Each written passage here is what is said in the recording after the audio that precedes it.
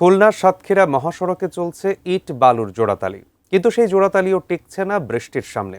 পানির নিচে লুকিয়ে থাকা গর্তে প্রতিদিনই ঝুঁকি নিয়ে চলছে হাজারো যাত্রী এবং চালক।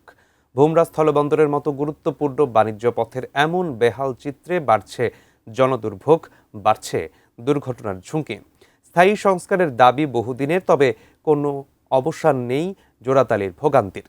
খুলনা বিভাগীয় প্রতিনিধি মোহাম্মদ অসীমের পাঠানো তথ্য এবং ছবি নিয়ে আরও বিস্তারিত থাকছে ডেস্ক রিপোর্টে।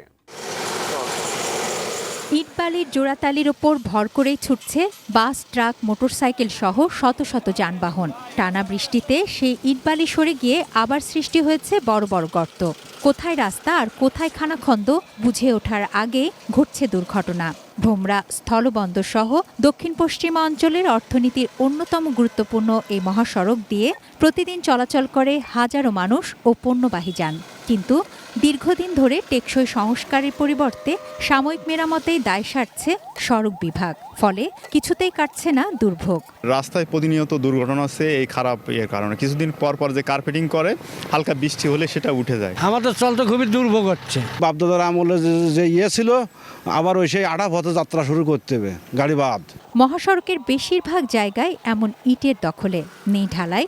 বছরের পর বছর ধরে দুর্ভোগ সইছেন স্থানীয়রা।